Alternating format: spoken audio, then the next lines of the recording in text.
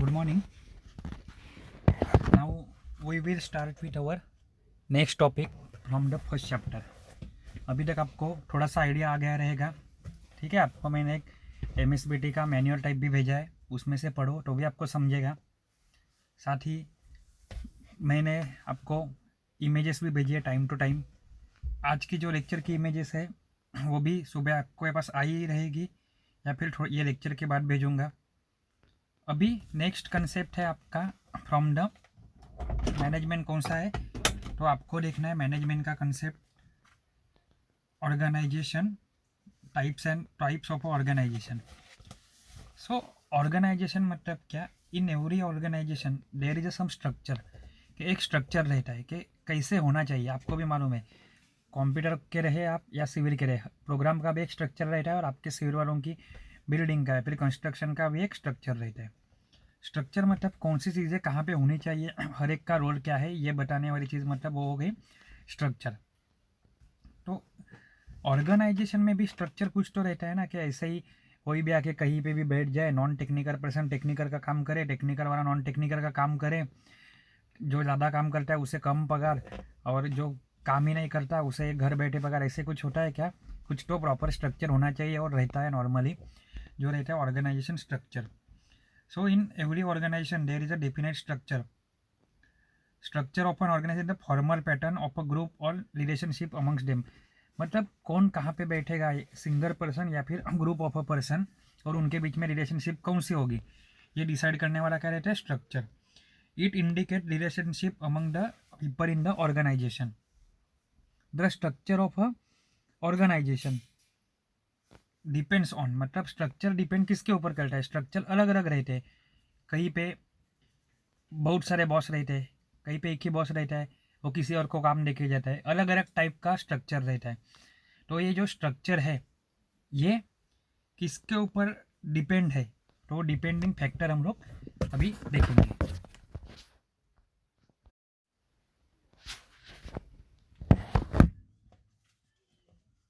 देखो, goals and objective क्या है, उसके ऊपर स्ट्रक्चर आपका डिपेंड है। सेकंड में है रिसोर्स अवेलेबल, कौन से रिसोर्स अवेलेबल है मेरे पास। स्कोप ऑफ अ फंक्शन, कहाँ तक वो काम करेगा। रिलेशनशिप अमंग द एक्टिविटीज़, कौन सी एक्टिविटी किसके ऊपर डिपेंड है भी कि नहीं भी है। ये type of a product and production, कौन से टाइप का प्रोडक्शन है, कौन से टाइप का प्रोडक्ट है।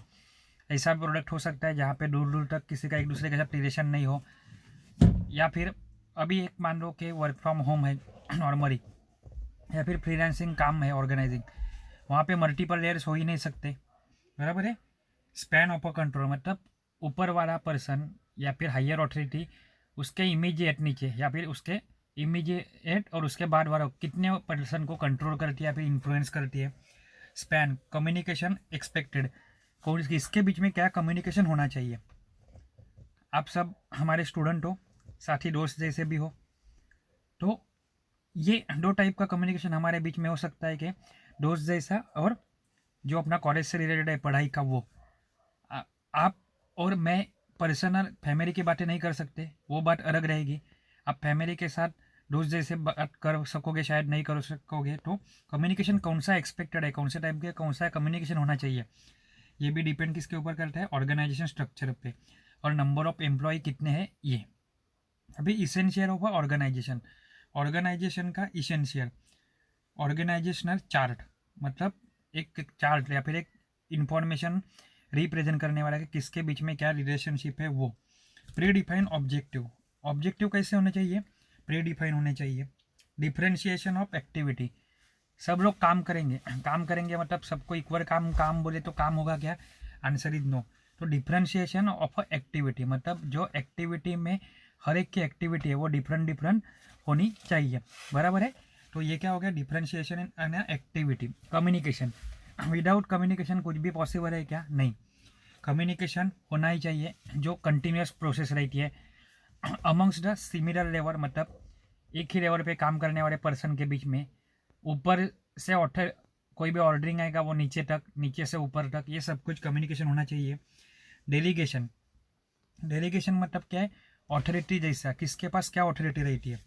The authority should have some specific position of a power and the status. Integration मतलब बहुत सारे कभी कभी काम रहते हैं, वो इतने बड़े रहते हैं कि एक ही साथ में वो नहीं होते, तो हम लोग ब्रेक करते हैं उसे और एग्जीक्यूट करते हैं, फिर एक्टिविटी वो परफॉर्म की जाती है, उसके बाद में उनको साथ में लेके आना। और एडमिनिस्ट्रेशन मतलब क्या है, organisation should have plan and formalise policies procedure control that guide the activity and relationship. मतलब एडमिनिस्ट्रेशन करना मतलब प्रशासन करना, काम करके रहना एक्चुअली। तो क्या उसके लिए है कि ऑन ऑर्गेनाइजेशन शुड है, उसके पास होना चाहिए प्लान एंड फॉर्मलाइज पॉलिसी कैसे होनी चाहिए, पहले से प्लान की हुई, और प्रोसीजर एंड द कंट्रोल। अभी important factor in deciding structure of organisation, कौन से फंक्शन यानी कंपनी वो कौन सा काम कर रही है, मार्केटिंग का कर रही है, फाइनेंस का कर रही है, कि प्रोडक्शन का कर रही है। सेकंड इज टेक्नोलॉजी, कंप्यूटराइज है, लेबर वाली है, ऑटोमेटिक है, मैनुअल है, या फिर पूरा ऑटोमेटिक है, या फिर सेमी ऑटोमेटिक है, या फिर कंप्यूटराइज है, ये डिसाइड करने वाला कौन हो गया, उसका एक फैक्टर हो गया। आउटपुट में क्या आने वाला है, टाइप ऑफ प्रोडक्ट कौन सा है, ये भी कहाँ पे आएगा आपके इम्पोर्टेंट फैक्टर्स है। कस्टमर कौन है, यंगर है, छोटे बच्चे हैं, बड़े बच्चे, फैमिली मेम्बर है, गांव के रहने वाले लोग हैं, सिटी के रहने वाले लोग हैं। कोर कम्पीटनेस मतलब स्पेशलाइजेशन है क्या, और लोकेशन कौन सी जोग्राफी से, वेदर दे आर फ्रॉम। मान लो कि एक कोई मैं प्रोडक्ट बेच रहा हूँ, मेरा ऑर्गेनाइजेशन काम कर रहा है किसके लिए, तो गर्म कपड़े बेचने के लिए, तो वो राजस्थान में नहीं चलेगा, वो कहाँ पे चलेगा, हिमाचल प्रदेश, दिल्ली, वो साइड चलेगा। मान लो कि मुझे छाता बेचने हैं, मेरी कंपनी छाता बेचती है, अम्ब्रेला, तो आप बोलोगे कि चलो मैं जाके बेचता हूँ जहाँ पे बहुत बारिश कम रहती है जोग्राफिकली, वहाँ पे वो बेचे जाएंगे क्या, नहीं। तो ये भी क्या हो गया, एक डिसाइडिंग फैक्टर हो गया। अभी टाइप्स ऑफ ऑर्गेनाइजेशन देखो 4 है, आपको एग्ज़ाम में थेरोटिकल लिखने नहीं आने वाला है, आपको सब मालूम रहना चाहिए, उसके ऊपर से आपको अंदाज़ा लगाना और आंसर लिखने हैं। तो आपको अलग अलग ऑर्गेनाइजेशन के नाम भी दिए जाएंगे साइड से, और बोलेंगे इसमें से कौन से टाइप्स ऑफ ऑर्गेनाइजेशन है या नहीं है, ये आपको देखना पड़ेगा। तो सबसे पहला है लाइन ऑर्गेनाइजेशन, दूसरा है फंक्शनल ऑर्गेनाइजेशन, तीसरा है लाइन एंड स्टाफ, एंड चौथा है प्रोजेक्ट ऑर्गेनाइजेशन। हम लोग देखने के लिए सब कुछ देख सकते हैं, लेकिन एक समझने के लिए इजी है, लेकिन आप एक छोड़ के दूसरे के पास जाओगे तो वापस आपका कन्फ्यूजन हो जाएगा। इसलिए हम लोग ट्राई करेंगे, भले अपना टाइम गया तो भी चलेगा, क्योंकि फर्स्ट चैप्टर बहुत बड़ा था। हाँ, सेकंड चैप्टर आपका बहुत कम पेज का है, तो आपका सिलेबस तो कंप्लीट होगा विद इन टाइम। जो इम्पोर्टेंट पार्ट नहीं है उसे हम लोग ओमिट कर देंगे। अभी देखो 4 टाइप के ऑर्गेनाइजेशन है, line organisation, functional organisation, line and staff and the project. अभी आपके लिए नया है और अलग से है, जैसे जैसे पढ़ोगे वैसे आपको ये इजी लगेगा। आज देखेंगे हम लोग लाइन ऑर्गेनाइजेशन। लाइन कैसे रहती है, मराठी में बोलते हैं रेशा, बराबर है, एक लाइन सीधी ड्रॉ करे तो it is also called as scalar organisation. Scalar मतलब एक के बाद एक लाइन में आते हैं, वैसे नंबरिंग जैसा। It is the vertical type, vertical मतलब ऊपर कोई रहेगा, उसके नीचे सब ऑर्डिनेट, उसके नीचे सब ऑर्डिनेट, उसके नीचे subordinate. Also called as the military type. Exam में क्या आएगा, आपको वापस से बोलता हूँ, लिखना नहीं है, आपको याद रखना है कि मेरिट ऐसा आएगा एग्जाम में, which is also called as a military type of organisation, और आपको नाम दिए जाएंगे। तो उसमें से आपको ये याद रखना है कि मिलिट्री टाइप का ऑर्गेनाइजेशन मतलब कौन सा, जिसमें स्केलर टाइप होता है, जिससे क्या बोलते हैं, लाइन ऑर्गेनाइजेशन बोलते हैं। Line organisation is the oldest and simplest type. सबसे पुराना और सिंपलेस्ट टाइप कौन सा है, line organisation. It has chain of authority one about the other, एक के ऊपर एक, एक के ऊपर एक, हायरार्की रहती है ना, के ऊपर बॉस, उसके नीचे उसके 3 सब ऑर्डिनेट, उसके नीचे उसके सुपरवाइजर, उसके नीचे उसके और सेमी सुपरवाइजर मान लो, ऐसा कोई रहता नहीं सेमी, लेकिन एक मान लो, और उसके नीचे एक्चुअल एग्जीक्यूटिंग बॉडी या फिर एग्जीक्यूशन करने वाले पर्सन रहेंगे, वो वाले लोग। तो ये सब कुछ रहता है कहाँ पे, लाइन ऑर्गेनाइजेशन में। Each one is accountable to immediate senior. किसी को भी पूछो अकाउंटेबल मतलब क्या, जिम्मेदार रहता है किसके लिए, आपको और मुझे आंसर देने के लिए नहीं, उसका इमीडिएट सुपीरियर कौन है, उसका इमीडिएट सीनियर कौन है, तो उसको आंसर देने के लिए वो आंसरेबल रहता है। एडवांटेज क्या है, ये सिंपल रहता है, इजी टू अंडरस्टैंड है, इजीली समझ में आता है। डिसीजन आर क्विक, क्योंकि हर एक लेवल की डिसीजन वहीं पे होती है, बराबर है। कन्फ्यूजन इज रेस, यही मैटर करता है। देखो आपको बोल रहा हूँ मैं कि आप बोलोगे कि क्या लिखना तो कुछ है नहीं, लेकिन कन्फ्यूजन इज रेस, ये पॉइंट के ऊपर से आपका एक ऊपर वाला पॉइंट बन जाता है। कौन सा, कन्फ्यूजन लेस है मतलब decision power, decision taking time less हो गया, लेस हो गया मतलब डिसीजन क्विक हो गए। हाई लेवल ऑफ डिसिप्लिन रहता है, variety of responsibility lead to all round development. क्या कर रहता है, नॉर्मली हर एक लेवल पे अलग अलग टाइप की जिम्मेदारी आती है, रिस्पॉन्सिबिलिटी आती है, तो उसकी वजह से क्या होता है कि जो कोई भी एग्जीक्यूट करने वाला पर्सन है या फिर जो एम्प्लॉय है वो लेवल का, वो क्या होता है, ऑल राउंडर हो जाता है, मतलब उसको सभी फील्ड का अच्छे से नॉलेज मिल जाता है।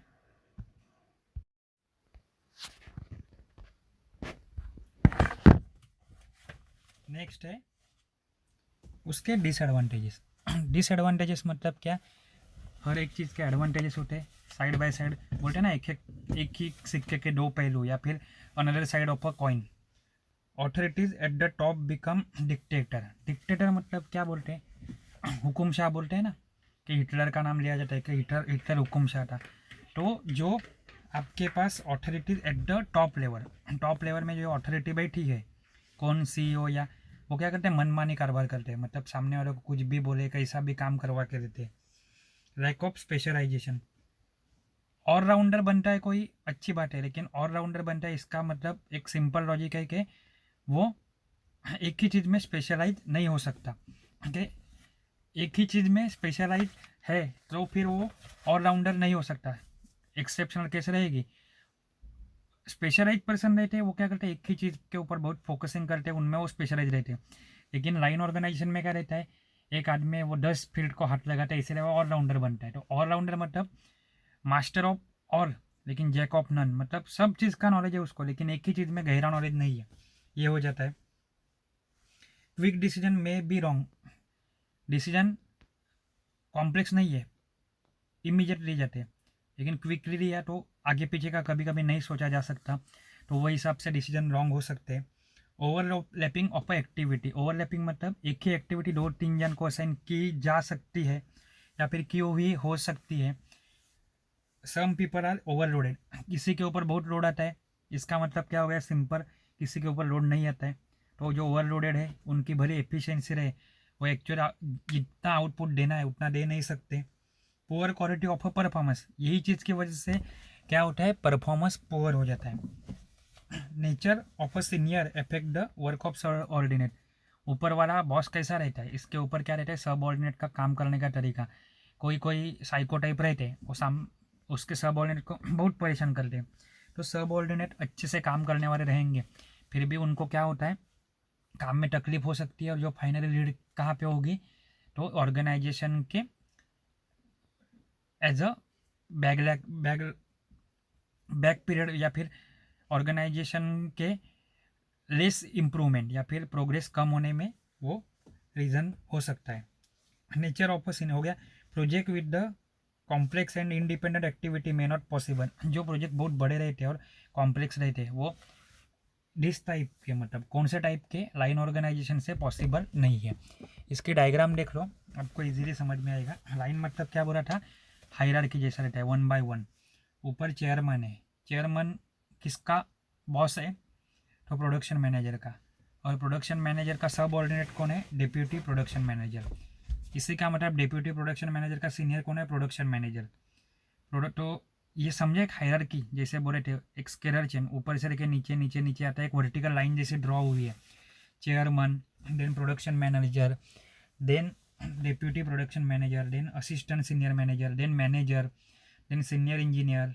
उसके बाद आप लिख सकते हो, याद नहीं आया तो, लिखना तो है नहीं आपको एग्जाम में, ड्रॉ करना है खाली, बाद में आएगा। सीनियर इंजीनियर के बाद लिख सकते हो जूनियर इंजीनियर, या फिर लिख सकते हो सीनियर इंजीनियर के बाद सुपरवाइजर, और बाद में वर्कर।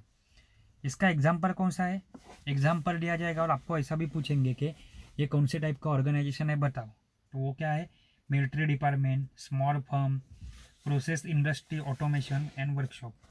ये 4 के लिए आपको एडवांटेजेस डिसएडवांटेज वाला सब पॉइंट याद रखने पड़ेंगे। लिखने के हिसाब से मत याद रखो, दिमाग में बैठाओ तो आपको ईजी रहेगा। समझा? हम लोग नेक्स्ट लेक्चर में 2 टाइप का ऑर्गेनाइजेशन देखेंगे, functional organisation, line and staff organisation. क्योंकि एक साथ में सब देखा तो आपको कन्फ्यूजन हो जाएगा, मतलब और आगे के 2 दिन में आपका पहला चैप्टर पूरा ख़त्म हो जाएगा। ये चैप्टर में जो लास्ट का पार्ट है फंक्शनल एरिया ऑफ मैनेजमेंट, वो आपको खुद से होके देखना है, जो 3 या 4 पेज का रहेगा। Thank you.